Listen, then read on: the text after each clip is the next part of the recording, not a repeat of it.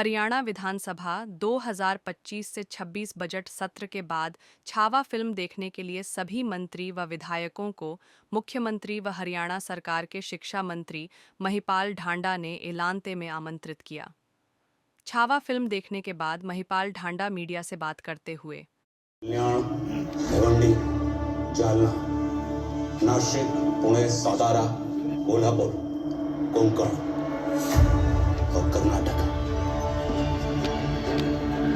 देश का नौजवान जाग है। आज देश की माताएं, बहनें, बुजुर्ग, आज वो भी, उनमें भी हौसला है, जोश है, जज्बा है। इतिहास की बहुत जानकारी उनके पास है, मगर वो इसलिए नहीं बोल पाते थे, इसलिए नहीं बता पाते थे कि किसी के पास फुर्सत नहीं थी, टाइम नहीं थी।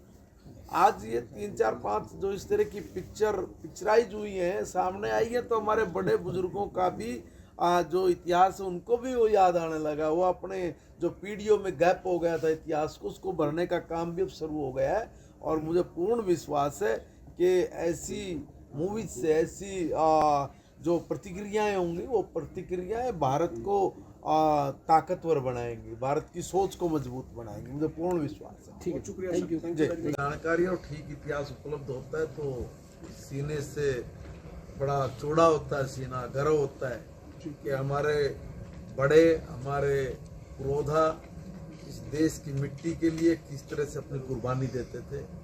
उन्होंने कभी परिस्थितियों के साथ समझौता नहीं किया, बल्कि उन्होंने उन चुनौतियों को स्वीकार करके इस देश के लिए, समाज के लिए और भारत माता के लिए वो किया है, जिसको देख के हर नौजवान में प्रेरणा, हर नौजवान में कुछ कर गुजरने का जज्बा पैदा होता है। कमजोर राजनीतिक सोच की वजह से ये सब षड्यंत्र इस देश में रचे गए।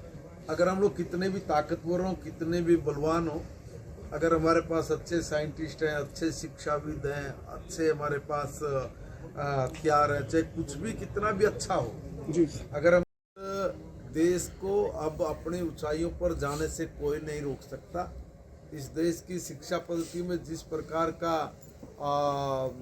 षड्यंत्रकारी काम करके पथभ्रष्ट करने का काम किया था, अब नई शिक्षा नई जो हमारी एजुकेशन पॉलिसी है, जो नई राष्ट्रीय शिक्षा नीति है, उसके तहत आज बहुत कुछ बदलाव होगा और वो बदलाव सत्य पर आधारित होगा।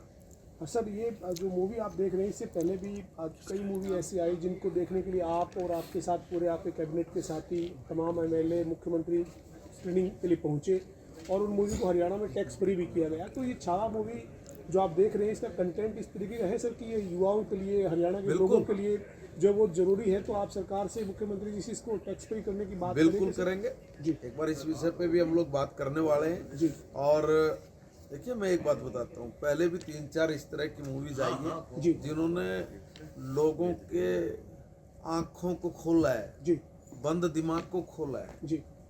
मैंने कहा ना, बहुत कुछ असत्य दिखाया गया।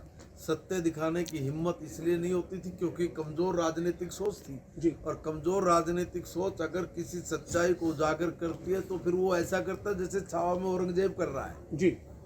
अगर आपके पास राजनीतिक मजबूत सोच है तो फिर जो ये सत्य दिखाने का साहस रखते हैं, उनके हौसले बुलंद होते हैं जी। और वो तभी कुछ कर गुजरते हैं। आप क्या समझ रहे हैं? ये 2, 3, 4, 5 मूवी इस प्रकार का है जिन्होंने हिंदुस्तान की जवानी को बदल दिया, दिमाग को बदल दिया, सोच को बदल दिया। अब भारत रुकने वाला नहीं है। छावा मूवी के जो कलाकार हैं, इन्होंने आप जिन मूवी को देख रहे हैं, आपको लगता है कि एक अच्छी अभिनय किया गया है, तमाम तथ्यों को एक अच्छे कलाकार के रूप में जितना हमने देखा उसके हिसाब से मैं कह सकता हूँ कि एक बहुत अच्छा अभिनय भी हुआ है। और अभिनय से ज़्यादा बात ये कि इसमें बहुत कुछ सत्यता पे आधारित है जी, वो जरूरी है। सर, अगर बात करें हिंदू धर्म के अंदर जिन लोगों ने गुलामी के वक्त गद्दारी की थी, उनको आज भी जय चंद के नाम से बोला जाता है जी। लेकिन कुछ लोग आक्रमणकारियों को आज भी अपना आका और रहनुमा मानकर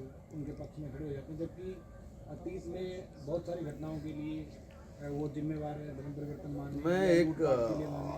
मैं एक बात बताना चाहता हूँ कि देश का दुर्भाग्य है कि कुछ अभी भी ऐसे लोग हैं जो पूर्वग्रह से ग्रस्त हैं, जो कुछ ऐसे लोगों को